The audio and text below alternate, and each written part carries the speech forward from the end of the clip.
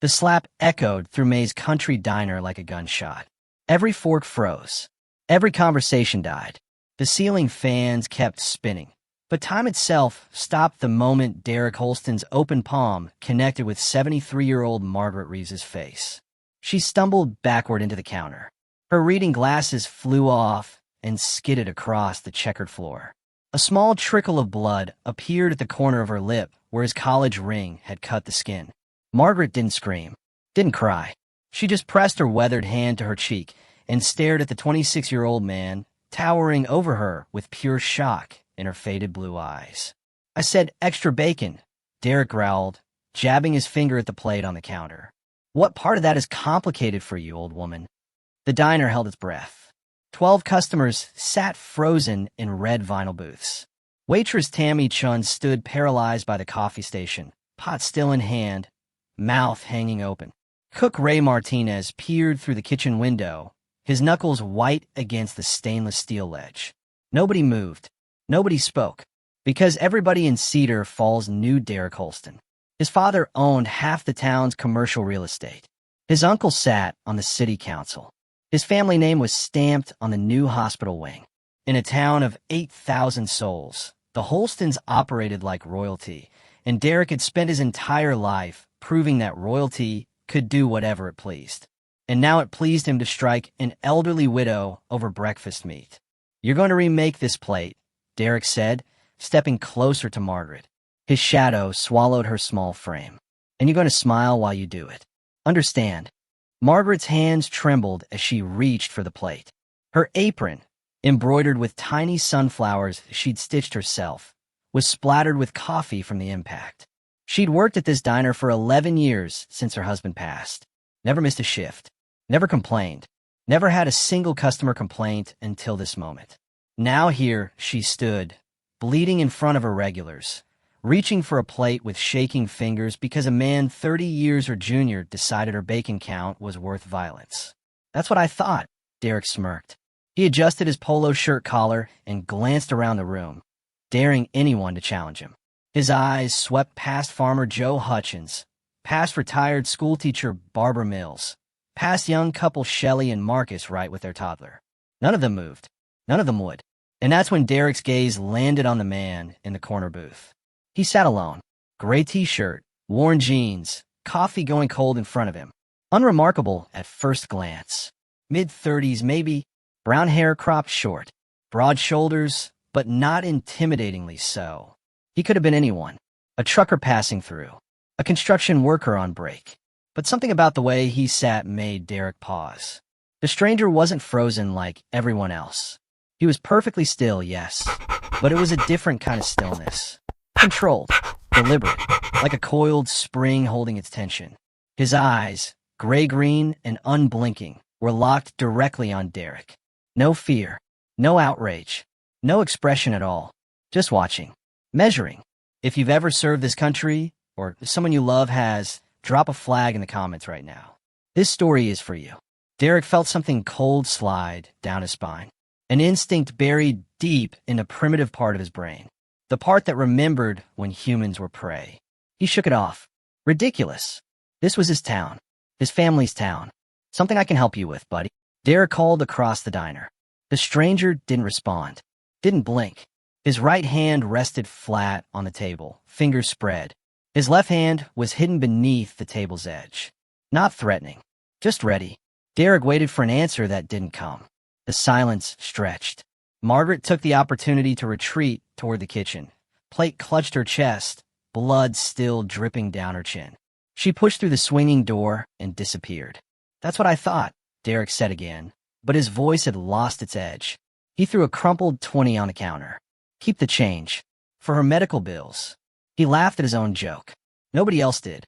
Derek grabbed his jacket from the booth where he'd been sitting and headed for the door. His sneakers squeaked against the tile floor, too loud in the suffocating quiet. He paused at the entrance, one hand on the glass door, and looked back at the stranger one more time. The man had turned slightly, just enough to keep Derek in his line of sight. His posture hadn't changed. His expression remained empty. But now Derek could see something on his forearm. A tattoo, half visible beneath his sleeve. A trident, An eagle. An anchor. The insignia of the United States Navy SEALs. Derek's stomach dropped. The stranger's lips moved. Just barely. Forming a single word that Derek couldn't hear but understood perfectly. Mom. Derek Holston had just slapped the mother of a Navy SEAL. And the SEAL had watched the whole thing happen. The glass door swung shut behind Derek as he stumbled into the parking lot. His Mercedes SUV chirped as he fumbled with the keys. His hand was shaking now. Sweat beaded on his forehead despite the cool morning air. He told himself he was being paranoid. The guy was just some veteran eating breakfast. So what? Veterans were everywhere. They were grateful for their service and went about their normal lives. But that look, those eyes. Derek had seen plenty of tough guys in his life. College athletes, local cops trying to act intimidating, bar fighters with more alcohol than sense in their systems.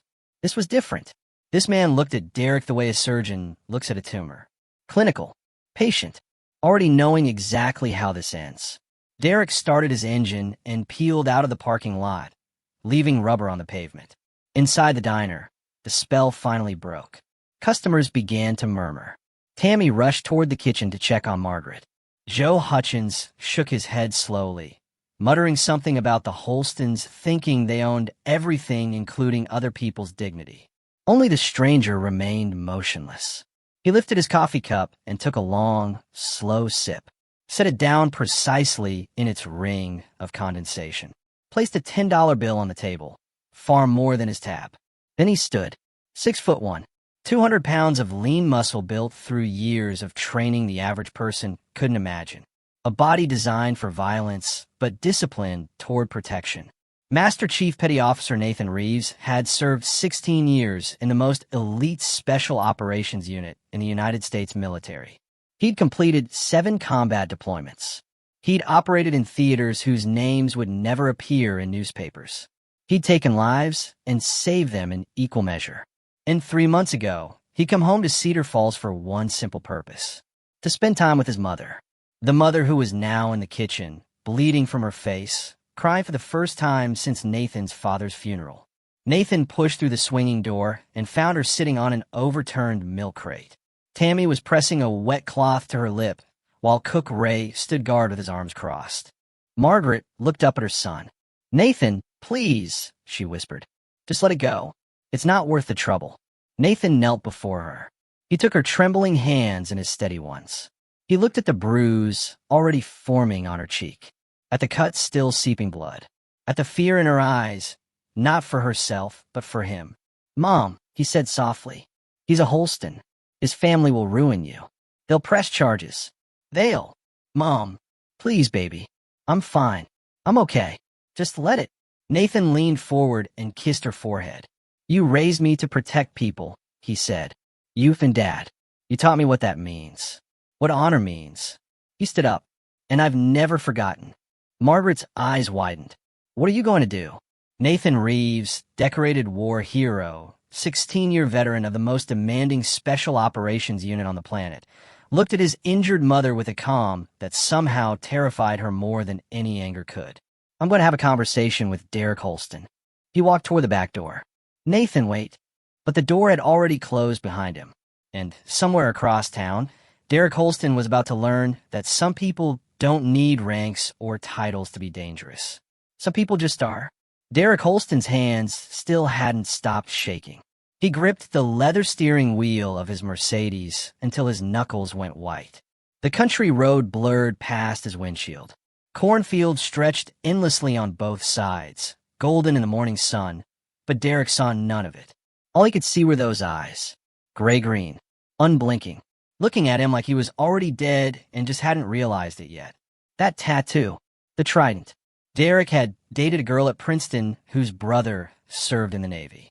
She'd talked about the SEALs once at a party, said her brother considered them barely human, said they could survive things that would kill normal men 10 times over, said they were trained to remain calm while delivering violence most people couldn't comprehend. Derek had laughed it off then. Military worship, American mythology. He wasn't laughing now. His phone buzzed in the cup holder. He grabbed it without looking, desperate for any distraction. "Derek, where the hell are you?"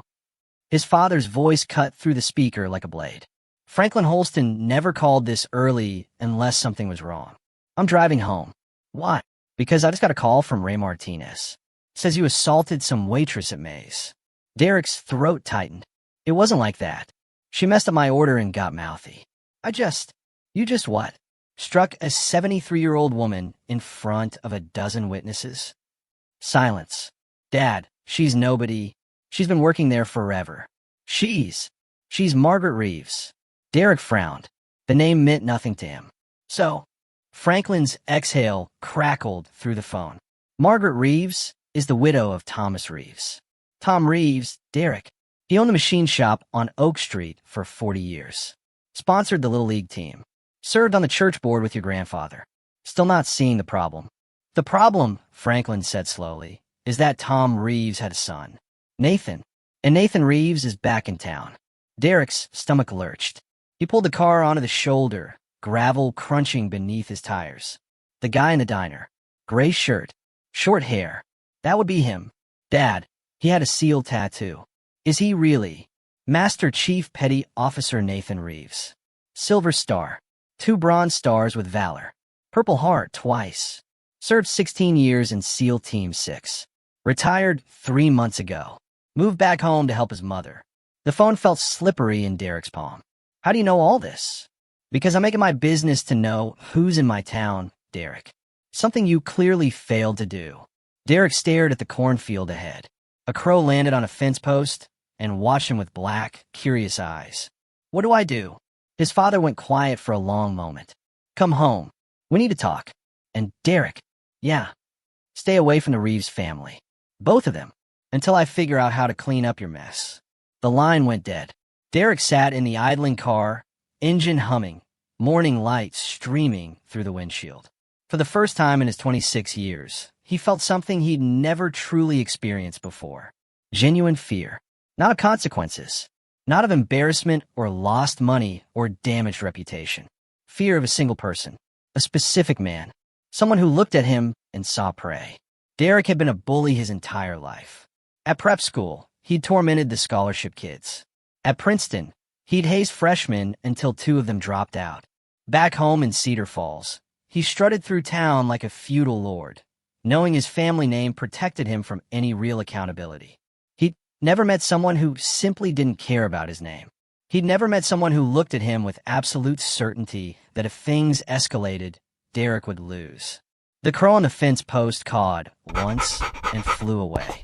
Derek put the car in drive and headed home. He needed his father. He needed the family lawyers. He needed the protective bubble that had surrounded him since birth.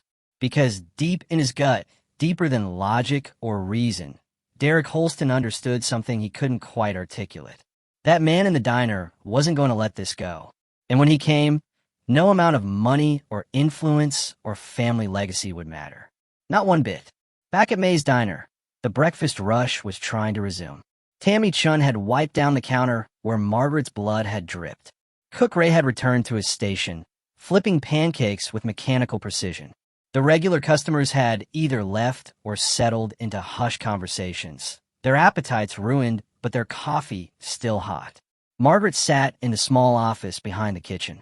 Her lip had stopped bleeding, but the bruise on her cheek had blossomed into an ugly purple flower. She held a bag of frozen peas against it, a remedy as old as the diner itself. She'd stopped crying, but she hadn't stopped shaking. Every few seconds, her eyes darted to the back door, the one Nathan had walked through 15 minutes ago, the one that led to the employee parking lot and whatever path her son had chosen to take. He won't do anything stupid, she whispered to herself. He's disciplined. He's trained. He knows better. But even as she said it, she remembered the look in his eyes. Not anger. Not rage. Something colder. Something she'd seen only once before, when Nathan was 16 and 3 older boys had cornered his younger sister at the county fair. What happened next had required Thomas Reeves to call in every favor he had with the local sheriff. Those boys had healed. Eventually. But they'd never spoken to the Reeves family again. Nathan had that same look today. The look that said calculations were being made. Options being weighed. Responses being planned with surgical precision. Margaret loved her son more than her own life. She was proud of his service, his medals, his honor. She knew he'd sacrificed years in distant deserts and jungles so people like her could work peacefully at small-town diners. But she also knew what he was capable of, and that terrified her. A knock on the office door made her jump. Tammy poked her head in. "Mrs. Reeves? There's someone here to see you." Margaret's heart seized. "Nathan." "No, ma'am.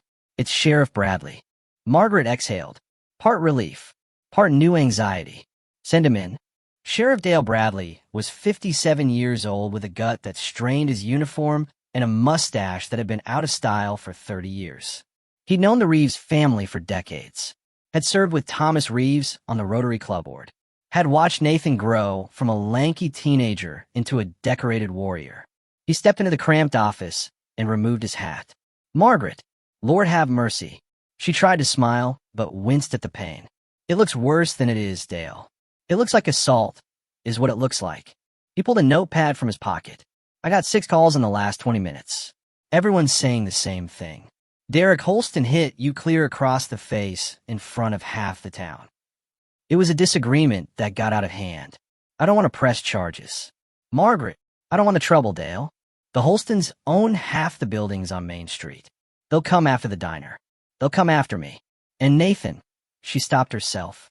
Sheriff Bradley's eyes narrowed. "Where is Nathan?" "I don't know. Margaret, I need you to be straight with me.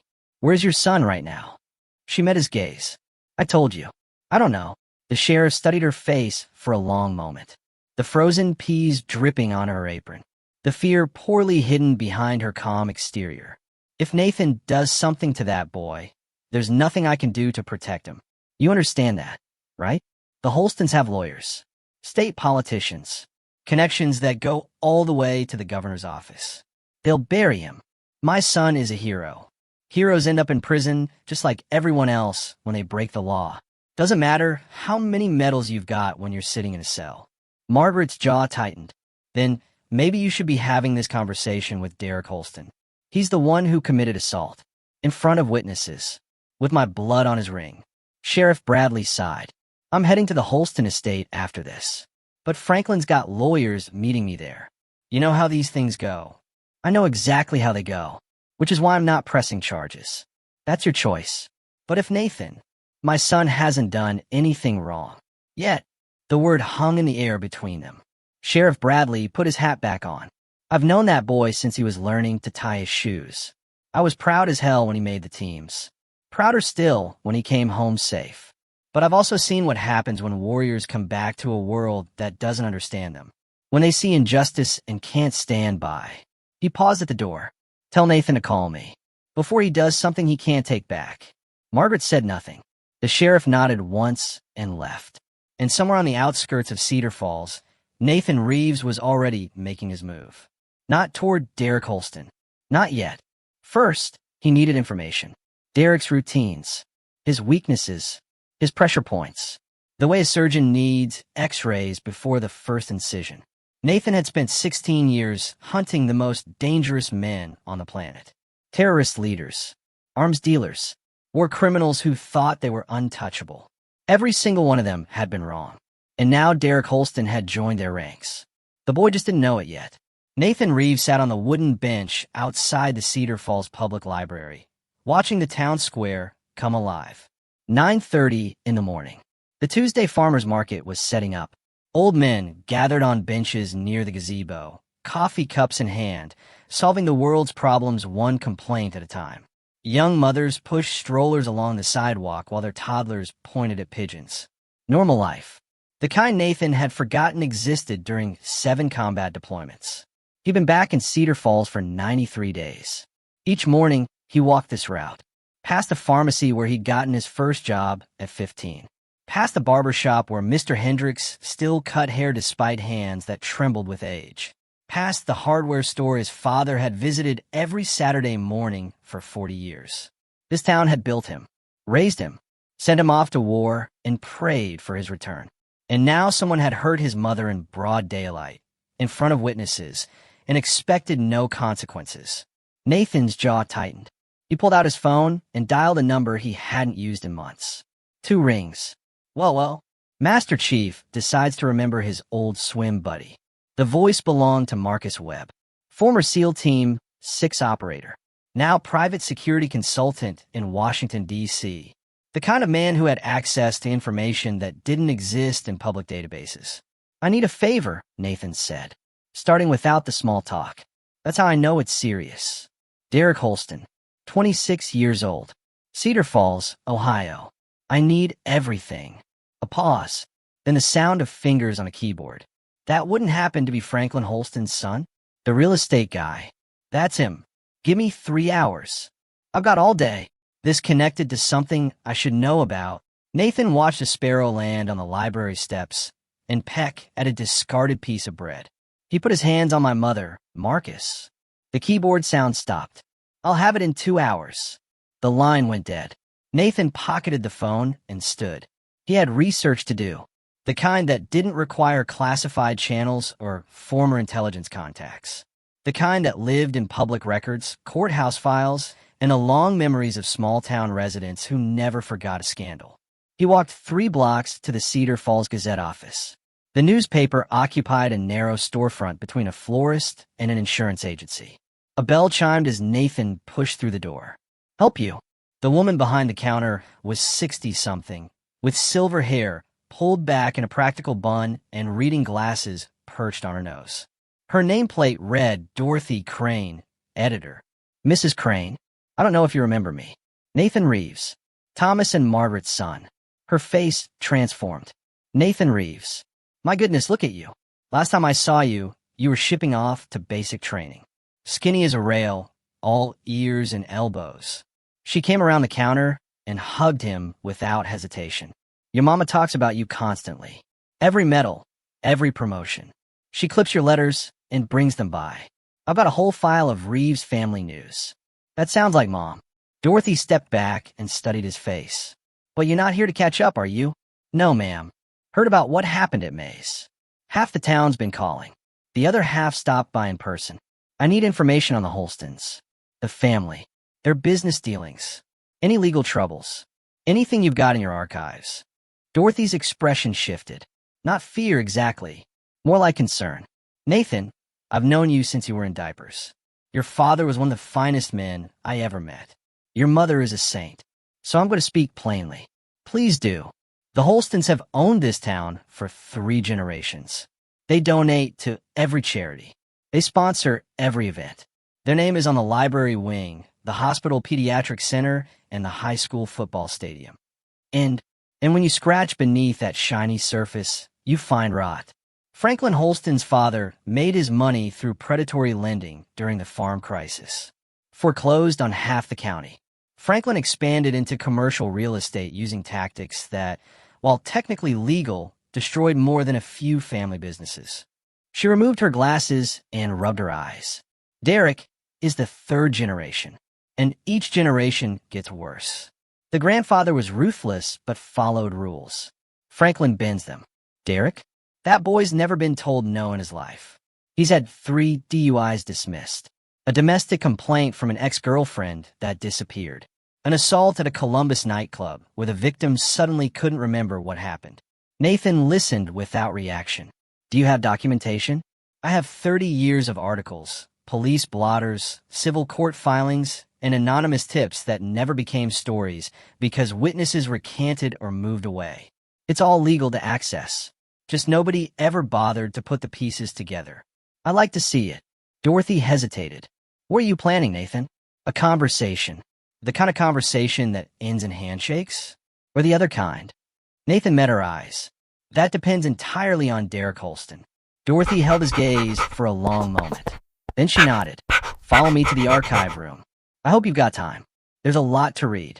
3 hours later, Nathan emerged from the Gazette office with a folder tucked under his arm. 37 pages of documentation. Civil lawsuits settled out of court. Newspaper articles about business owners forced to sell. Police reports with incomplete follow-ups. A pattern so clear, it practically screamed from the pages. The Holston family had operated with impunity for decades. They destroyed people financially, legally, personally, and nobody had ever truly held them accountable. Until now. Nathan's phone buzzed. A text from Marcus Webb, package incoming. Check your email. This kid is a piece of work. Watch yourself, brother. Nathan found a bench near the gazebo and opened his email. The dossier was comprehensive. Princeton disciplinary records that should have been sealed. Credit card statements showing spending that far exceeded even his trust fund income. Travel records. Associates. Habits. And one detail that made Nathan pause. Derek Holston had a standing reservation every Tuesday and Thursday evening at the Riverside Athletic Club, a private gym and social venue 20 miles outside Cedar Falls. The kind of place where wealthy young men pretended to work out, but really networked and drank overpriced protein shakes. He would be there tonight at 6. Nathan checked his watch. 8 hours. Enough time to prepare. He walked back toward his mother's house on the edge of town. A modest 2-story colonial that Thomas Reeves had bought in 1981 and maintained with his own hands until the cancer took him. White siding, blue shutters, a wraparound porch where Nathan had learned to tie knots from his father's weathered fingers. Margaret was waiting on that porch when he arrived. Her face was worse now. The bruise had spread, purple-black against her pale skin. The cut on her lip had scabbed over, but still looked raw and angry. She sat in the same rocking chair her husband had used for decades, a blanket across her lap despite the mild weather. "Where have you been?" she asked. "Research." The sheriff came by. I figured he would. He said the Holstons are lawyering up. Said Franklin's threatening to press charges against the diner for food safety violations if I pursue anything against Derek. Nathan sat on the porch railing, facing his mother. "They're scared. They should be." Margaret's voice cracked. "Nathan, I don't want you getting involved in this. I don't want you throwing away your life for some spoiled boy who's not worth the dirt under your boots. Mom, you served 16 years. You gave everything. You came home in one piece when so many didn't. I prayed every night for that. Every single night. And now you want to risk it all because some fool hit me. He hit you, Mom. In public. With his ring. He made you bleed. And I'll heal. Bruises fade. But prison sentences don't. Criminal records don't. Is that what you want? To spend the rest of your life paying for one moment of justified anger?" Nathan looked at his mother, at the woman who had raised him to believe in honor, in protection, in standing up for those who couldn't stand for themselves, at the woman who had sent him off to war and welcomed him home with tears of relief, at the woman who now sat bruised and bleeding because a petty tyrant wanted extra bacon. "I'm not going to hit him, Mom." She studied his face. "Then what are you going to do?"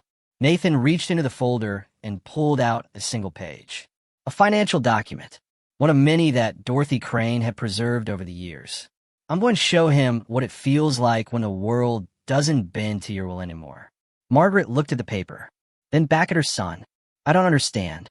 "You don't need to. Just trust me." He kissed her forehead and stood. "I need you to do something for me." "What?" "Stay here tonight. Don't go anywhere. Keep the doors locked. Call Sheriff Bradley if anyone comes by." "Nathan, you're scaring me." He paused at the screen door. "Good. That means you're paying attention." He disappeared inside, leaving Margaret alone on the porch with her bruised face and racing heart, wondering what kind of storm her son was about to unleash. The Riverside Athletic Club occupied a converted mansion on 12 acres of manicured grounds. Nathan parked his truck in the guest lot at 5:47 p.m. He'd changed into khakis and a collared shirt. Presentable enough to pass initial inspection. Unremarkable enough to avoid attention.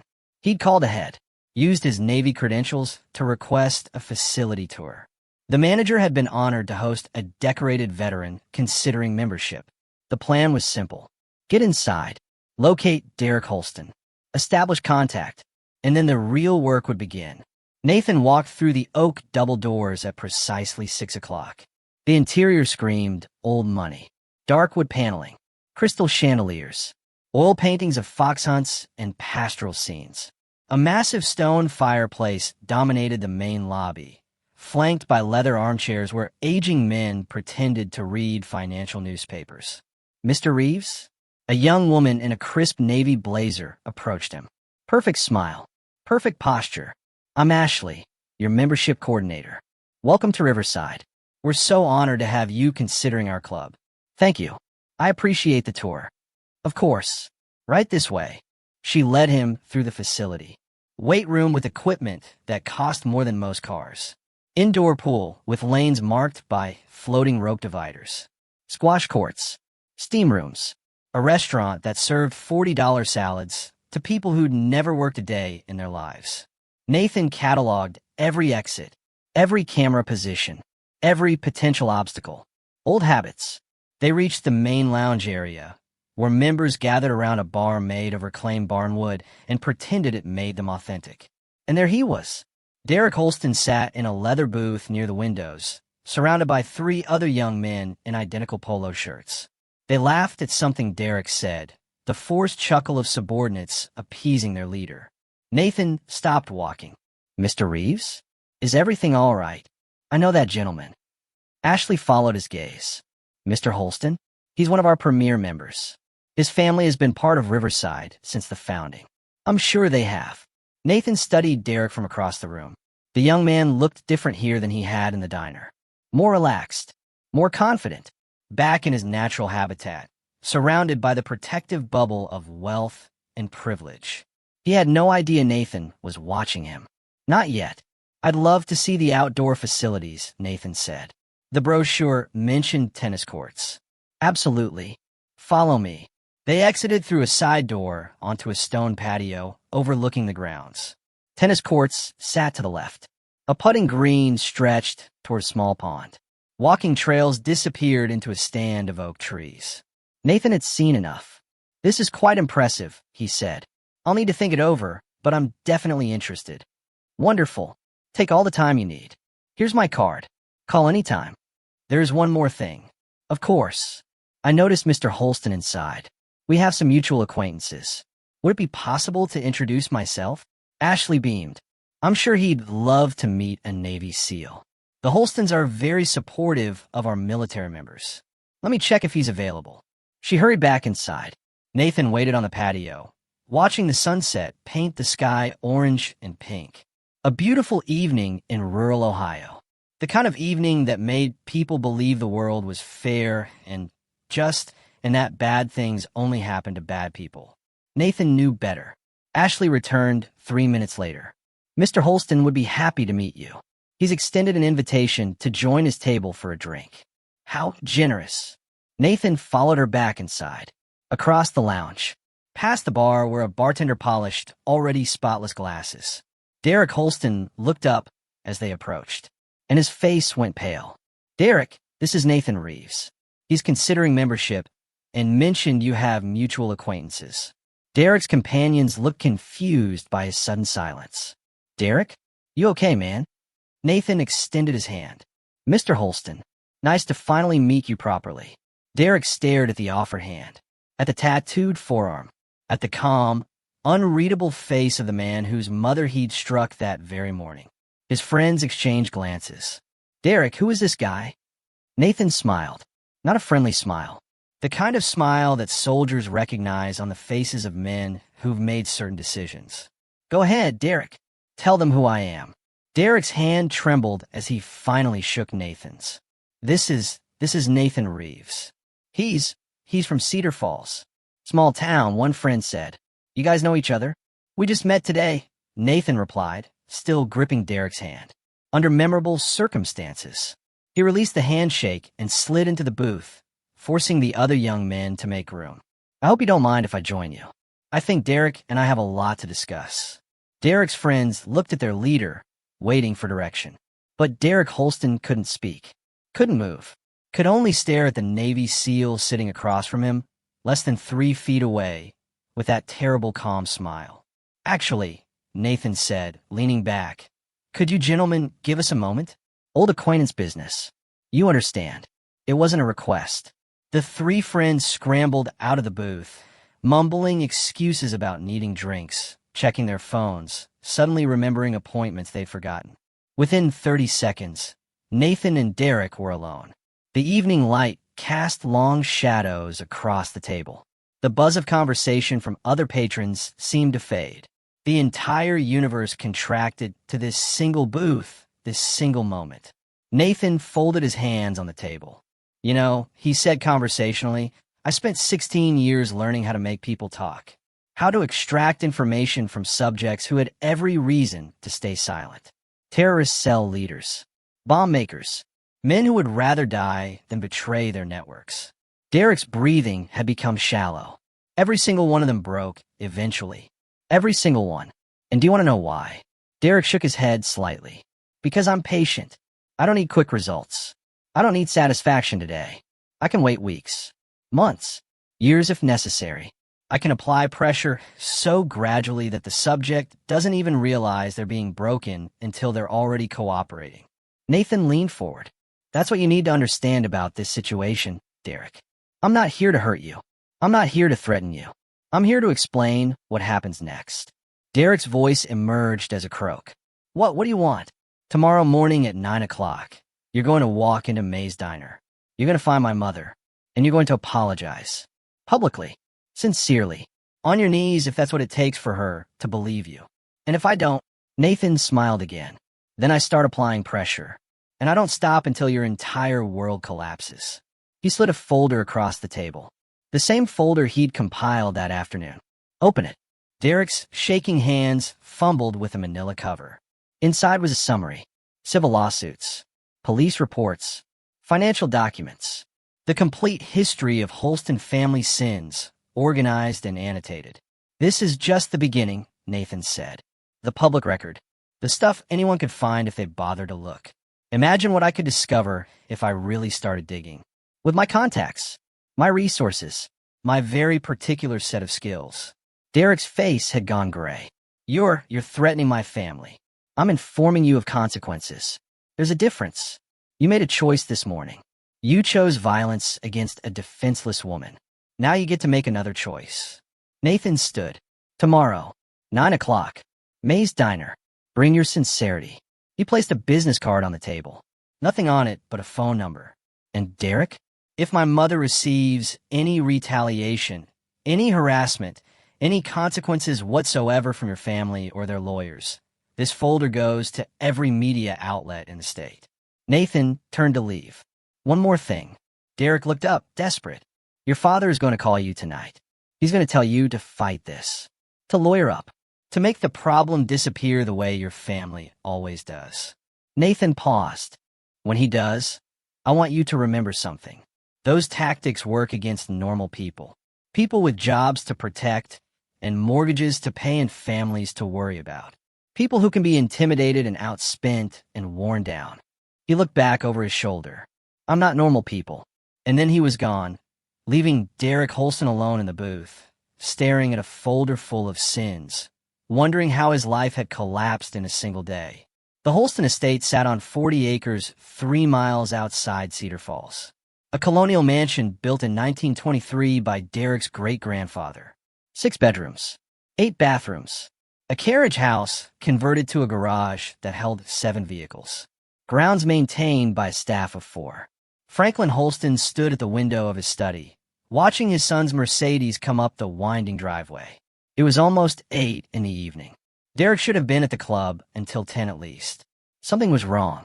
Franklin had spent his entire life reading situations, anticipating problems, crushing threats before they could materialize. That instinct had made him wealthy, had made his family untouchable, and right now, that instinct was screaming. Derek burst through the study door without knocking. We have a problem. Franklin turned slowly. His son looked terrible, pale, sweating, eyes wild with a fear Franklin had never seen before. Sit down. Tell me everything. Derek collapsed into a leather armchair and told him. About the diner, the slap, the old woman bleeding, the man in the corner booth who turned out to be her son, the tour, the table, the folder. Franklin listened without interruption. When Derek finished, he walked to his desk and poured 2 glasses of bourbon. He handed one to his son and sat across from him. Where's the folder? Derek pulled it from inside his jacket and placed it on the table between them. Franklin opened it, scanned the contents. His face remained expressionless, but Derek saw his father's jaw tighten as he turned pages. This is concerning. Concerning? Dad, this guy knows everything. The lawsuits, the police reports, the McKinnon foreclosure, the Porter settlement, things that were supposed to be buried. Nothing is ever truly buried, just forgotten. Franklin closed the folder. He's given you an ultimatum. Tomorrow morning, 9 o'clock. Public apology to his mother. Absolutely not. Dad, if you apologize, you admit guilt. If you admit guilt, you open us to civil liability. That woman could sue for everything we have. She's a diner waitress. She probably doesn't even know what civil liability means. But her son does. A military intelligence background. 16 years of government connections. Security clearances. Access to resources we can only imagine. Franklin's eyes hardened. No, this isn't about an apology. This is leverage. He's positioning himself for something bigger. Derek drained his bourbon.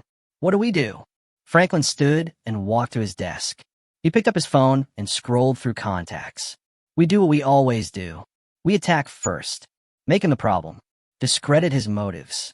If he's a veteran with PTSD, that becomes the narrative. Unstable soldier harasses prominent family over minor altercation. We have media contacts. We have friends in the state legislature. We have resources he can't match. You didn't see his face, Dad. He wasn't bluffing. He meant every word. They always mean it, until they realize what they're up against. Franklin dialed a number. Richard, it's Franklin. I need you at the house tonight. We have a situation that requires immediate attention. He listened for a moment. The military type. Decorated. Connected. Thinks he can intimidate my family. Another pause. Exactly. Bring everything you have on Nathan Thomas Reeves. Master Chief Petty Officer, retired. Navy SEAL Team 6. And start preparing a counter-narrative. By morning, I want enough ammunition to bury him. He hung up. Richard Chun is my communication strategist. Former political consultant. He's made governors and destroyed congressmen. By tomorrow afternoon, Nathan Reeves will wish he'd stayed in whatever desert he came from. Derek felt a flicker of hope. You really think we can beat this guy? Franklin sat back down and met his son's eyes. I've been beating men like him my entire life. They have training and discipline and righteous anger. But they don't have money. They don't have infrastructure.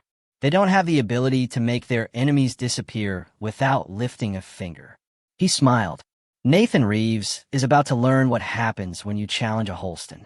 But even as he spoke, even as he made his calls and assembled his team, Franklin couldn't shake the feeling that something was different this time. Those other enemies had been businessmen, politicians, people who played by rules, even when they were bending them. Navy SEALs didn't play by rules. They rewrote them. Richard Chun arrived at 10 with 2 associates and 3 laptops. By midnight, they had a dossier on Nathan Reeves that rivaled anything the military had compiled. His service record, his deployments, his awards and commendations, his psychological evaluations, his medical history, and one item that made Franklin smile. He was treated for PTSD 6 months ago, voluntary enrollment in a VA program, completed treatment, but the record exists. Richard nodded. We can use that. Unstable veteran struggling to reintegrate. Project his trauma onto innocent civilians. Makes threats against respected community leaders. It's sympathetic enough to avoid backlash, but damaging enough to discredit any claims he makes. Perfect. Prepare the narrative. I want it ready to deploy by noon tomorrow. What about the woman? His mother? Franklin considered. Leave her alone. For now, we focus on the son. If we break him, she becomes irrelevant. Derek had been silent for an hour. Watching. Listening. He'd grown up watching his father destroy enemies. It was as natural to him as breathing. But this felt different. What if it doesn't work? Franklin looked at his son. What? What if we throw everything at him and he doesn't care? What if he's not scared of media coverage or legal threats or social pressure? What if he just keeps coming? Silence filled the study. Richard and his associates exchanged uncomfortable glances. Franklin's smile faded. Then we escalate. There are always other options. What kind of options? The kind we don't discuss in front of witnesses. Franklin stood. Get some sleep. Tomorrow you stay here. You don't go near May's diner. You don't communicate with anyone outside this house. Let us handle the situation. Derek rose on unsteady legs. He's going to notice if I don't show up. Let him notice. Let him wonder. Uncertainty is a weapon too. Derek nodded and headed for the door. Derek, he stopped. You're my son, my heir, the future of this family. I'm not going to let some soldier with a grudge destroy everything we've built. Do you understand? Yes, sir. Good. Now go. Derek left. Franklin turned to Richard. There's something else. Something the dossier doesn't cover. What's that? A man like Nathan Reeves doesn't make threats he can't back up. If he says he can destroy us, he believes it. Which means either he's delusional or he knows something we don't. Which do you think it is? Franklin walked to the window and stared into the darkness. I think we need to find out before tomorrow morning. Ow! Franklin's reflection smiled back at him. I still have friends in certain government agencies. People who owe me favors. People who can access classified information when properly motivated. He picked up his phone again. By sunrise, I want to know everything Nathan Reeves has ever done, said, or thought. Every operation, every mission, every secret he's ever kept. He dialed, and then we'll see who holds the real power in this situation. Across town, Nathan Reeves sat on his mother's porch, watching the same darkness. He knew what was coming. He'd expected it. The Holstons would marshal their resources, deploy their contacts, launch their counteroffensive. They would dig into his past, find his vulnerabilities, prepare their attack, and they would fail. Because Nathan had something they couldn't buy, couldn't manufacture, couldn't understand. He had nothing left to lose. His father was dead. His marriage had ended during his third deployment. His career was behind him. The only thing he cared about in this world was the woman sleeping upstairs with a bruised face and a wounded spirit. Franklin Holston was about to learn an important lesson. You can't leverage a man who's already let go of everything but his purpose. Nathan's phone buzzed. A text from Marcus Webb. Movement on your target. Holston's making calls. Federal level. Someone's asking questions about you. Nathan smiled. Let them ask. There were some answers they really didn't want to find. He typed back, Initiate Protocol 7. 3 seconds later, copy that. It begins. Nathan pocketed the phone and looked up at the stars. Tomorrow morning, he would walk into that diner. Whether Derek Holston showed up or not, the confrontation was coming. And one way or another, it would end with someone on their knees. Franklin Holston's phone rang at 4:47 a.m. He grabbed it from the nightstand, instantly awake. Decades of business had trained him to sleep light and rise fast. This is Franklin. Mr. Holston, we have a problem. The voice belonged to Gerald Morrison, deputy director of a federal agency whose name was never spoken on open lines. A man Franklin had helped install in his position 15 years ago through strategic campaign donations and quiet introductions. What kind of problem? The kind that makes me regret answering your call last night. Franklin sat up in bed. His wife stirred beside him, but didn't wake. Explain. You asked me to pull files on Nathan Reeves. Master Chief, SEAL Team 6, retired. I made inquiries through the usual channels. Discreet. Professional. The kind of request that happens 100 times a day. And within 2 hours, I received a call from someone at the Pentagon. Someone whose name I'm not clear to know. Someone who told me, in very specific terms, that any further inquiries into Nathan Reeves would result in consequences I couldn't imagine. Franklin's grip tightened on the phone. That's impossible. He's retired. He's a private citizen. He's protected, Franklin, at the highest levels. Whatever he did during his service, whatever operations he was part of, someone very powerful wants those secrets to stay buried. Are you telling me you can't help? I'm telling you I won't help. Not with this. Not with him. And I'm advising you, as someone who's benefited greatly from our association over the years, to drop this entire matter immediately. Gerald, good luck, Franklin. You're going to need it. The line went dead. Franklin stared at the phone in his hand. In 40 years of business warfare, he had never been refused, never been warned off, never encountered an obstacle that money and influence couldn't overcome. Until now, he got out of bed and walked to the window. The sun was beginning to lighten the eastern horizon. In 4 hours, Nathan Reeves expected his son to appear at May's diner with an apology. That wasn't going to happen, but Franklin was beginning to realize that his usual playbook might not work this time.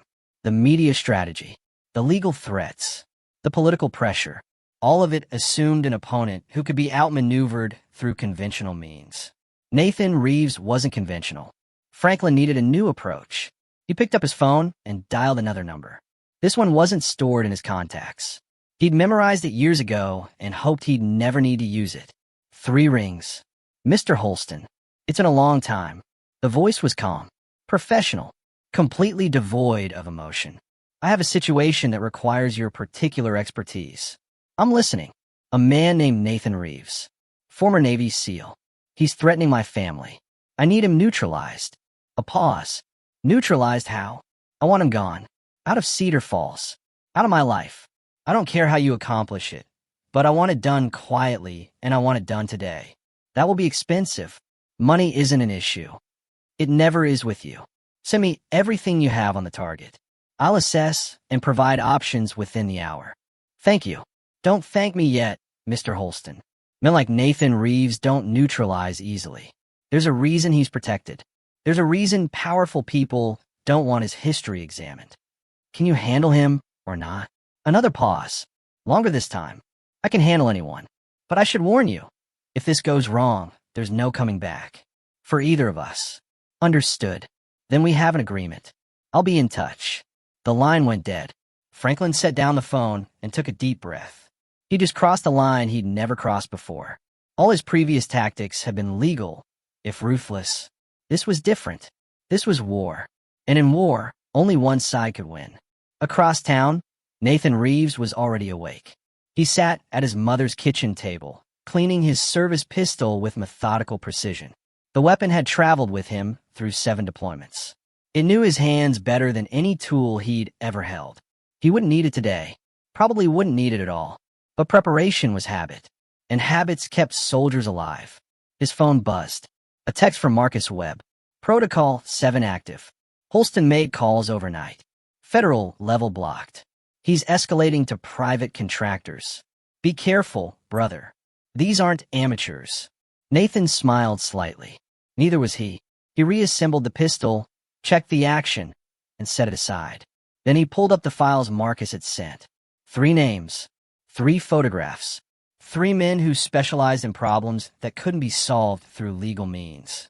Victor Kane, former military intelligence, dishonorably discharged for excessive interrogation techniques, now worked private security for clients who needed deniability. Samuel Cross, ex-CIA contractor, suspected involvement in 4 overseas disappearances. Never charged, never caught. Thomas Brennan, the most dangerous of the 3, former Delta Force, psychological warfare specialist, known for breaking targets without leaving physical evidence. If Franklin Holston was calling in these men, he was serious. Good. Nathan had spent his career hunting predators far more dangerous than corporate thugs with military training. He'd tracked terrorists through mountain ranges and urban jungles. He'd eliminated threats that entire governments couldn't contain. 3 contractors with questionable ethics didn't concern him. They excited him. Margaret appeared in the kitchen doorway, wrapped in a robe, face still bruised, but eyes clear. You're up early. Couldn't sleep. She noticed the pistol on the table, but said nothing. After 16 years as a military mother, she'd learned when to ask questions and when to trust her son's judgment. Breakfast? Just coffee. I've got somewhere to be at 9. The diner. Yes. Margaret poured 2 cups and sat across from him. He's not going to show up, Nathan. His father won't let him. I know. Then why go? Nathan wrapped his hands around the war mug. Because this isn't about Derek anymore. It's about what happens next. What message gets sent to everyone in this town who's ever been bullied by the Holston family? And what message is that?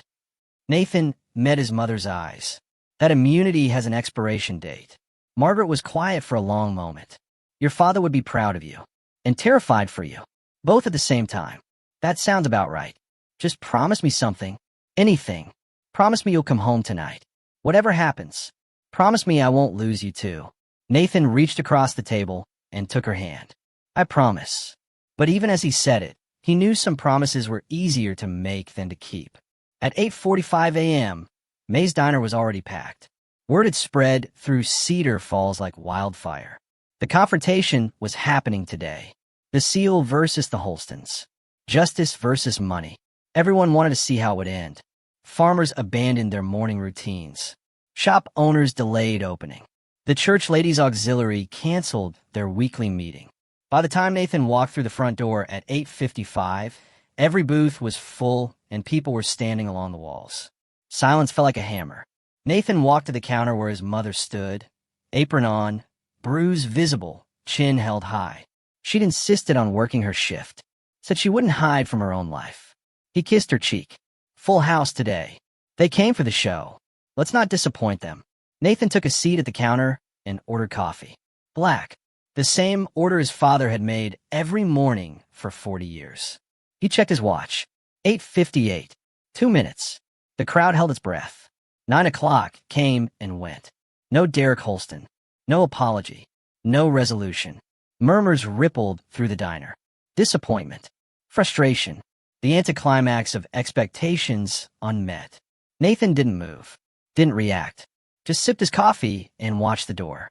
At 9:07, it opened. But it wasn't Derek who walked in. It was Sheriff Dale Bradley. And the look on his face said everything. Nathan, we need to talk. Outside. Nathan set down his coffee and followed the sheriff onto the sidewalk. The crowd inside pressed against the windows, trying to hear. What's going on, Dale? The sheriff removed his hat and ran a hand through his thinning hair. Franklin Holston filed a complaint this morning. Says you threatened his son last night at the Riverside Athletic Club. Harassment, intimidation, menacing behavior. Did Derek corroborate that? Derek's not talking to anyone. His father's handling everything. Of course he is. Nathan, listen to me. I gotta take this seriously. Franklin's demanding I arrest you. He's got lawyers calling the prosecutor's office. State representatives calling the mayor. This thing is escalating fast. And what do you want to do, Dale? The sheriff met his eyes. I want to do my job, which means following the evidence. Which means I've got a dozen witnesses who saw Derek Holston assault your mother yesterday, and 0 witnesses who saw you do anything illegal last night. But the Holstons have power. Real power. The kind that can end careers and destroy lives. I'm 18 months from retirement. Nathan. I've got grandkids I want to spend time with. Nathan nodded slowly. I understand. Do you? Because I'm not sure you do. This isn't Iraq or Afghanistan. You can't just eliminate threats and move on. There are rules here. Procedures. And the Holstons know how to use every single one of them. I'm not going to eliminate anyone, Dale. I'm going to expose them. Ow! Nathan smiled. I've got friends too. The kind that don't show up on campaign donor lists. Before the sheriff could respond, Nathan's phone buzzed. A text from Marcus Webb. 2 words. It's time. Nathan looked up at the sheriff. You might want to turn on the news, Dale. Something interesting is about to happen. The first video dropped at 9:23 a.m. It appeared simultaneously on every major social media platform. YouTube, Twitter, Facebook, Instagram, TikTok. Within minutes, it had been shared 10,000 times. Within an hour, it would go viral across the nation. The video was simple. 37 seconds of security footage from May's diner. Crystal clear despite the age of the camera system. It showed Derek Holston slapping Margaret Reeves across the face. No context, no commentary, just the raw, brutal truth. The reaction was immediate and overwhelming. Comments flooded in from across the country. Outrage at the assault, disgust at the attacker, support for the elderly victim, demand for justice. But that was just the beginning. At 9:45, a second video appeared. This one was different. Professional production. A narrator's voice over archival footage and photographs. The Holston family has controlled Cedar Falls, Ohio, for 3 generations. They built their fortune on the backs of struggling farmers during the 1980s crisis. They expanded through intimidation, litigation, and strategic destruction of competitors. And they've operated with impunity for decades. Until now, the video laid out everything. The predatory lending practices of Franklin's father. The foreclosures that devastated local families. The civil suits that were settled with gag orders. The criminal complaints that mysteriously disappeared. It named names, provided dates, showed documents. Dorothy Crane's archives, digitized and organized into a devastating narrative. By 10:30, every news outlet in Ohio was carrying the story. By noon, it had reached national networks. CNN, MSNBC, Fox News, all of them covering this small-town scandal that had captured America's attention. And they all wanted to talk to Nathan Reeves. He declined every interview request. Let the facts speak for themselves. Let the Holstons defend against truth instead of attacking a single opponent. At the Holston estate, chaos reigned. Franklin's phones rang constantly. Reporters, business partners, political allies suddenly unavailable. The protective wall he'd built over decades was crumbling in real time. Richard Chun, the communication strategist, stood in the study with sweat on his brow. This is a coordinated attack. Professional level. Someone with serious resources planned this. Obviously, Franklin snapped. The question is how we respond. We can't. The footage is authentic. The documents are verifiable. If we deny, we look like liars. If we attack the source, we look like bullies covering up assault. There's no good play here. Derek sat in the corner, silent, shell-shocked. His face was all over the internet now. Trending hashtags called him everything from a coward to a monster. His Princeton alumni network had already issued a statement condemning violence against the elderly. His entire identity was being dismantled in real time. There has to be something, Franklin insisted. Some angle. Some counter-narrative. Sir, with respect, the only play left is damage control. Public apology. Charitable donations. Promise of change behavior. It won't make this go away, but might stop the bleeding. Apologize? To that waitress? After her son orchestrated this attack on my family. Her son didn't slap her across the face on camera. Your son did. Franklin's face contorted with rage. He swept his arm across the desk, sending papers and a crystal paperweight crashing to the floor. Get out. All of you. I need to think. The room emptied. Franklin stood alone among the debris, breathing hard. For the first time in his adult life, he didn't know what to do. His usual weapons were useless. His usual allies were silent. His usual enemies were emboldened. And somewhere out there, Nathan Reeves was watching, waiting, knowing exactly how this would unfold. Franklin picked up his phone and dialed the number he'd called that morning. It's me. The situation has changed. I'm aware. We've been monitoring. Can you still handle it? A long pause. Mr. Holston, my team arrived in Cedar Falls 2 hours ago. We've been surveilling the target. And I have to be honest with you. About what? We're not the only ones watching him. There are at least 3 other teams in the area. Federal assets. The kind that don't identify themselves. The kind that protect people at the highest levels. Franklin's blood ran cold. What are you saying? I'm saying that Nathan Reeves isn't just a retired SEAL with a grudge.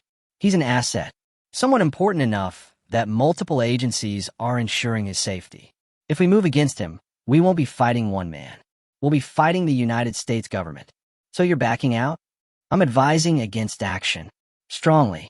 Whatever victory you might achieve isn't worth the consequences. This man is untouchable, Mr. Holston. Accept it. The line went dead. Franklin lowered the phone slowly. Untouchable. The word echoed in his mind. He'd never believed anyone was truly untouchable. Money and power could reach anyone, anywhere, anytime. But maybe he'd been wrong. Maybe there were forces in this world that even Holston money couldn't buy. He walked to the window and looked out at his manicured grounds. The gardens his wife had designed. The tennis court his son had learned to play on. The empire he'd spent his life building. All of it suddenly felt fragile. All of it suddenly felt temporary. And in Cedar Falls, the diner was busier than it had been in years. People came from neighboring counties just to meet Margaret Reeves, to shake her hand, to tell her they'd seen what happened, and they stood with her. Margaret moved through the crowd with grace, accepting condolences and support with the quiet dignity that had defined her entire life. The bruise on her face was turning yellow now, healing slowly but visibly. Nathan watched from his corner booth, the same booth where he'd sat yesterday morning when the world changed. His phone buzzed. Marcus Webb. Mission accomplished. The Holston Foundation is already losing donors. 3 major business partners have announced they're severing ties. The state attorney general's office is opening an investigation into the family's business practices. Collateral damage? Minimal. The information was all public record. We just connected the dots. And the contractors Franklin hired withdrew this morning. Apparently, someone reminded them what happens to people who target protected assets. Nathan allowed himself a small smile. Thank you, Marcus, for everything. You do the same for me. Hell, you have done the same for me. Twice. Take care, brother. You too. And Nathan, yeah, this isn't over. Men like Franklin Holston don't give up. They regroup. They adapt. They wait for opportunities. Watch your back. Always do. Nathan ended the call and looked around the diner. At the people laughing and talking and celebrating. At his mother, finally receiving the recognition and support she deserved. At the community coming together in a way it hadn't in years. This was what victory looked like. But Marcus was right. It wasn't over. Not yet. 3 days passed without incident. Derek Holston hadn't left his father's estate. Franklin had canceled all public appearances. Their lawyers were in constant communication with the state attorney general's office, negotiating terms for cooperation. The viral videos have been viewed over 50 million times.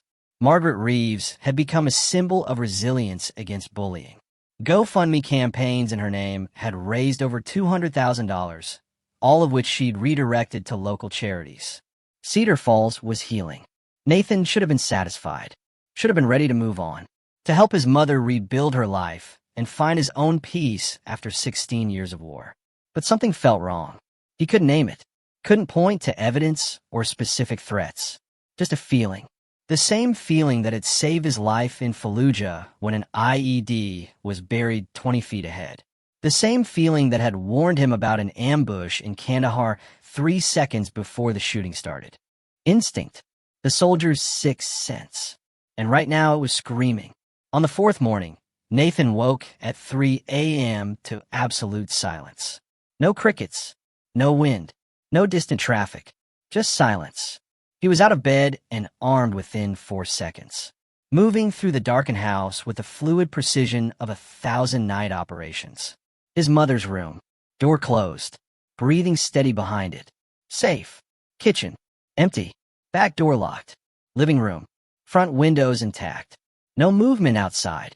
He checked every room, every closet, every potential entry point. Nothing, but the silence remained. Nathan moved to the front window and peered through the curtain. The street was empty. Streetlights cast orange pools on the pavement. A neighbor's cat sat on a fence post, watching him with reflected eyes. Normal, peaceful, quiet, too quiet. He pulled out his phone and checked his security app. Motion sensors around the property. All green. No alerts. No disturbances. But his instinct wouldn't let go. He called Marcus. It's 3 a.m, Nathan. Something's wrong. Define wrong. I don't know. Just a feeling. The house is secure. The perimeter's clean. But something's off. Marcus was silent for a moment. Hold on. Let me check something.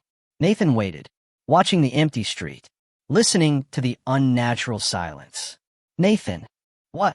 Franklin Holston made a wire transfer 6 hours ago. $2 million to an offshore account in the Caymans. Contract payment. That's my guess. But it doesn't match the contractors we identified. This is someone new. Someone we don't have eyes on. Nathan's jaw tightened. Can you trace it? I'm trying. But whoever received this money knows how to stay hidden. Professional level. The kind of professional that makes the guys Franklin originally hired look like amateurs. How long until you have something? Hours. Maybe days. Nathan didn't have hours. He ended the call and made a decision. If Franklin Holston had hired someone new, someone dangerous enough to warrant $2 million, then waiting was no longer an option. The best defense was offense. The best way to protect his mother was to end this tonight. He got dressed. Black clothing. Tactical boots. His service pistol in a shoulder holster. A fixed-blade knife strapped to his ankle. He wrote a note and left it on the kitchen table. Mom, had to handle something. Stay inside. Lock all doors. Call Dale if anything feels wrong. I love you. N. Then he slipped out the back door and disappeared into the darkness. The Holston estate was 23 minutes away by car. Nathan made it in 15. He parked half a mile out and approached on foot, moving through the tree line that bordered the property. The mansion was lit up despite the hour. Security lights blazed from every corner. Shadows moved behind curtained windows. They were awake. They were waiting, not for Nathan, for whoever was coming. Nathan studied the grounds through a small monocular. 2 guards at the main gate. Armed. Professional posture. Not local security. These were hired contractors. The kind Franklin could afford. 2 more guards patrolled the perimeter. Predictable routes. 30-second gaps between passes. Amateur deployment. Enough to stop a civilian, but not nearly enough to stop Nathan. He waited for the gap and moved. Across the open lawn. Past the tennis court. Around the carriage house garage. Up to the servants' entrance on the east side of the mansion. The door was locked. Electronic keypad. Nathan pulled a small device from his pocket. Military-grade bypass. 7 seconds to crack the code. The door clicked open. He slipped inside and found himself in a mudroom. Coats hanging on hooks. Boots lined against the wall. The smell of leather and wood polish. Voices ahead. Muffled but audible. Nathan moved through the darkness, hugging walls, avoiding the ambient light from distant rooms. He'd infiltrated compounds far more secure than this. Compounds protected by men who killed for ideology rather than money. Franklin Holston's home security was practically an invitation. He reached the study door. The voices were clearer now. "Understand your concern, Mr. Holston, but I assure you, my methods are effective." A new voice. Calm, cultured, slightly accented. "European, maybe. I've paid you $2 million. I expect results." Franklin, stressed, desperate, "And you'll have them. By this time tomorrow, Nathan Reeves will no longer be a problem. His mother will be unharmed, as you requested, and there will be no evidence connecting you to his disappearance." Nathan's blood went cold. Disappearance. Not intimidation. Not legal harassment. Not public relations warfare. They were planning to make him vanish. He pressed closer to the door, listening. "Ow," Franklin asked. "I have people who specialize in such matters. Former intelligence operatives. Men who've made high-value targets disappear in countries with far more robust security than the United States. Your Mr. Reeves is formidable, but he's one man. And one man, no matter how skilled, has vulnerabilities." What vulnerabilities? His mother, his routine, his misplaced confidence in his own abilities. We've observed him for 3 days. We know his patterns. We know when he sleeps, when he's alert, when he's distracted. Tonight, while he lies awake wondering if something's wrong, we're preparing to end this permanently. Nathan heard enough. He should leave, should fall back and alert Marcus, should wait for backup and approach this tactically. But they were planning to hurt his mother, planning to make him disappear, planning to erase everything he'd fought for. Nathan pushed open the door. Franklin Holston and 3 other men looked up in shock. The man who'd been speaking was tall, silver hair, immaculate suit despite the hour, cold eyes that registered surprise for only a fraction of a second before returning to calculating calm. The other 2 were muscle, large, armed, hands already moving toward their weapons. Nathan moved first. 2 steps. First guard's wrist twisted. Gun clattering to the floor. Elbow strike to the throat. Guard down. Second guard managed to draw. Nathan's knife was already in his hand. The blade found the man's forearm before he could aim. The gun dropped. A punch to the temple finished it. For seconds, both guards unconscious. The silver-haired man hadn't moved. Hadn't reached for a weapon. Just watched with those cold, calculating eyes. Franklin Holston scrambled backward, knocking over his chair. "Security. Someone call security." "They can't hear you," Nathan said. "I disabled the intercom on my way in." He kicked the study door shut and locked it. 3 people in the room now. Franklin, trembling with fear. The silver-haired professional, still unervingly calm. And Nathan, standing between them and freedom. "You must be the famous Nathan Reeves," the silver-haired man said. "I've heard a great deal about you." "I'm sure you have. My name is Henrik Voss. I've been hired to solve Mr. Holston's problem, which, as it turns out, is you. And how are you planning to do that?" Voss smiled. "The same way I've solved problems for 30 years. Quietly. Professionally. Permanently. Nathan raised his pistol. Plans change. Indeed they do. Voss's smile widened. But not in the way you think. A sound behind Nathan. The click of a hammer being pulled back. Don't move, Master Chief.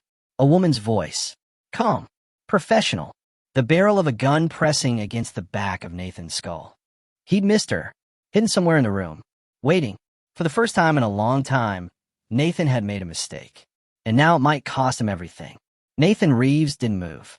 The gun barrel pressed cold against his skull. The woman's breathing was steady. Professional. No tremor in her voice. No hesitation in her stance. Drop the weapon, she said. Nathan's mind raced through options. Distance. Angle. Speed. The calculus of survival he'd performed 1,000 times in 1,000 desperate moments. The odds weren't good. You're surrounded, Master Chief, Voss said, his smile widening. 3 of my people are outside this room. 2 more are watching your mother's house as we speak. If I don't make a call in the next 5 minutes, they have orders to proceed. Nathan's jaw tightened. You're bluffing. Am I? Check your phone. Go ahead. I insist. Nathan slowly reached for his pocket. The woman behind him didn't stop him. Confident. Too confident. His phone showed 3 missed calls from Marcus Webb. And a text. Movement at your mother's house. 2 unknowns approaching from the east. Local assets responding, but ETA 15 minutes. Get out now. Nathan's blood turned to ice. You see, Voss continued, I don't rely on single points of failure. I plan for contingencies. I anticipated you might do something reckless tonight, so I prepared accordingly. Franklin Holston had recovered some of his composure. He straightened his jacket and tried to look commanding despite his trembling hands. Kill him. Do it now and end this. Voss raised an eyebrow. Mr. Holston, I appreciate your enthusiasm, but I don't take orders from clients. I assess situations and act accordingly. He turned back to Nathan. The Master Chief here is worth more to us alive than dead. At least for the moment. What do you want? Nathan asked. I want the files. The real files. Not the public records your journalist friend compiled. I'm talking about the classified information you've been gathering on the Holston family. The offshore accounts. The political connections. The names of every official they've compromised over the past 40 years. Nathan said nothing. Oh yes, we know about those. You didn't think you were the only one with intelligence contacts, did you? Word travels in certain circles.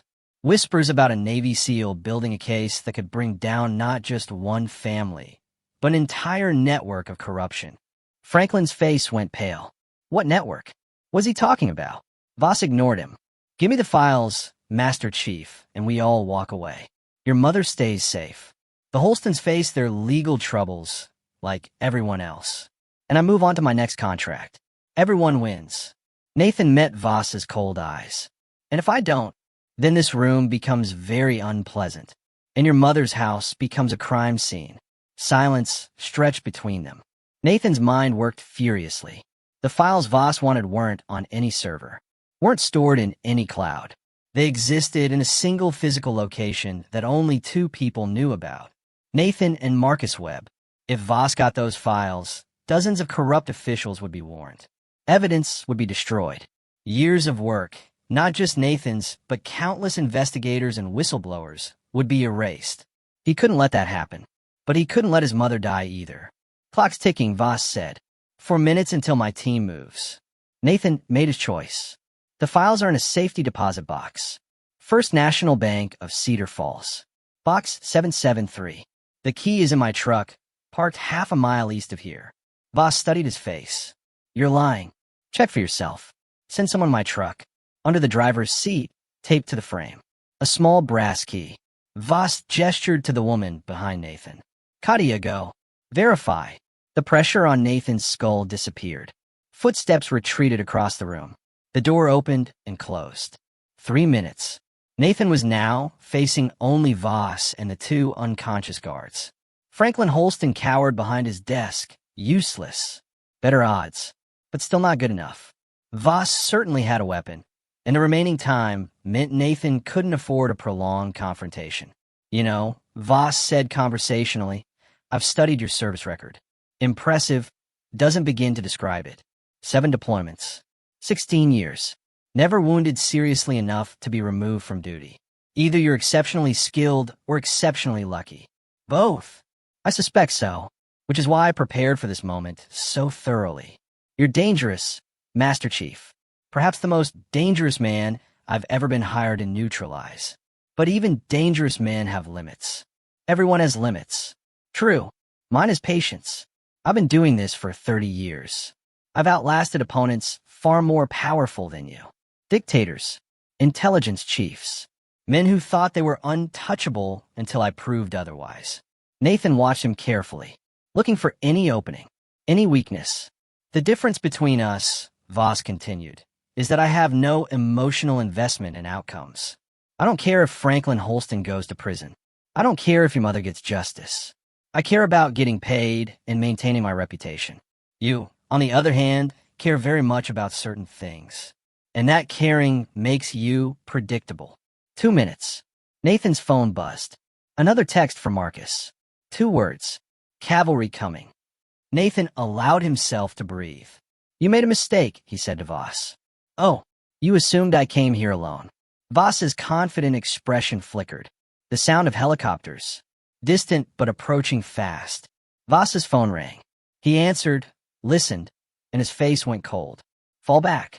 All units fall back. Now. He looked at Nathan with something approaching respect. Federal assets. 3 helicopters. Tactical teams.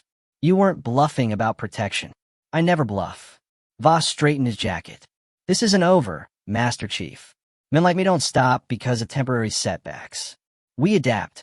We wait. We find new opportunities. And men like me never stop hunting. We adapt too. But we're better at it. For a moment, the 2 men stood in perfect understanding. Predator facing predator.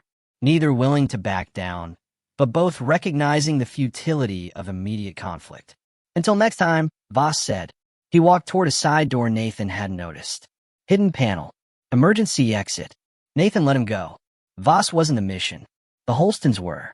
Franklin Holston stood frozen behind his desk as the helicopter sounds grew louder. It's over, Nathan said. Your mercenary is gone. Your guards are unconscious.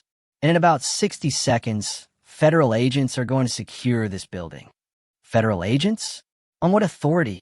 The authority of multiple ongoing investigations into financial crimes, political corruption, and conspiracy to commit murder. Investigations that I've been feeding information to for the past 3 months. Franklin's face crumbled. You planned this. All of it.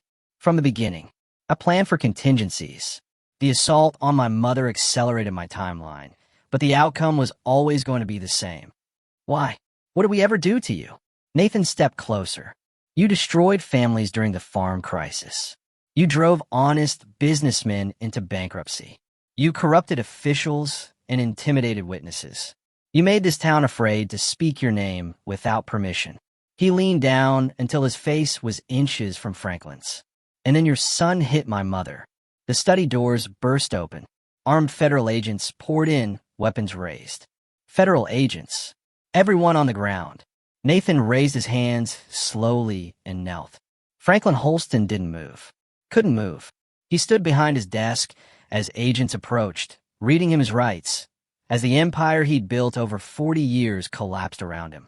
In his mother's house across town, Margaret Reeves opened her door to find Sheriff Dale Bradley and 2 federal marshals on her porch. Mrs. Reeves? Everything's fine. Your son asked us to check on you. Margaret looked past them at the black SUVs parked along her street, at the helicopter overhead, at the dawn light breaking over Cedar Falls. Is Nathan safe? He's safe, ma'am. And so are you.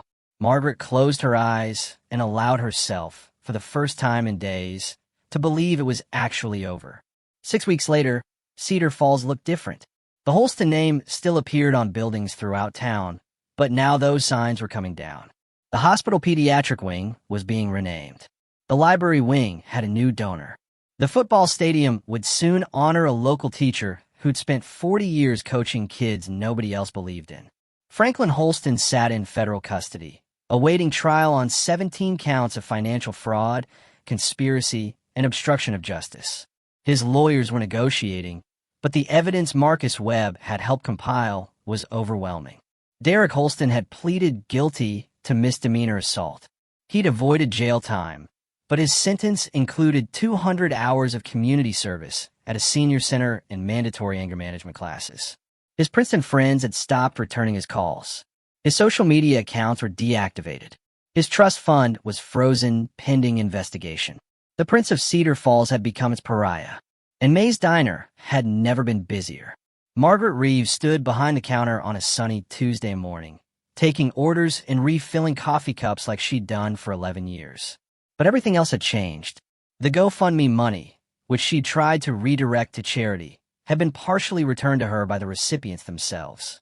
They wanted her to use it, to fix up the house Thomas had left her, to take a vacation she hadn't had in decades, to live a little before life ran out. She'd compromised. New roof for the house, new equipment for the diner, and 2 weeks in Hawaii once Nathan finished his business. Nathan. She looked at her son, sitting in his corner booth, coffee cup in hand, watching the town he'd saved go about its morning business. He'd changed too, not visibly. Same strong jaw, same calm eyes, same capable hands that had held weapons and saved lives across 3 continents. But there was peace in him now. The restless energy that had driven him since his return had settled into something quieter, something sustainable. He was finally home. Margaret walked over with a coffee pot. Refill. Always. She poured and sat across from him. Dorothy Crane wants to interview you for the paper. Proper feature this time. The hero who saved Cedar Falls. I didn't save anything, Mom. I just connected some dots. You did more than that, and you know it. Nathan smiled. Maybe. The diner door opened. Sheriff Dale Bradley walked in, hat in hand, looking like a man who'd lost 20 pounds of stress in the past 6 weeks. Nathan. Margaret. Morning. Dale. Coffee. Please. He slid into the booth beside Margaret. Just came from a meeting with the state attorney general's office. They're expanding the investigation. Turns out the Holstons had connections we didn't even know about. State legislators, county judges, a whole network built on favors and threats. How bad? Bad enough that 3 officials have already resigned. 2 more are cooperating with prosecutors. It's going to take years to untangle it all. Nathan nodded. That's how these things work. One thread leads to another. Eventually, the whole tapestry comes apart. Poetic. Just experience. Dale finished his coffee and stood. I wanted you to know that you did good here, Nathan. I know I warned you about consequences and procedures and playing by the rules. But sometimes the rules are rigged. Sometimes they need someone willing to flip the table. Careful, Sheriff. That sounds like endorsing vigilantism. Dale smiled. I'm 18 months from retirement. I can say whatever I want. He placed his hat back on his head and tipped it to Margaret.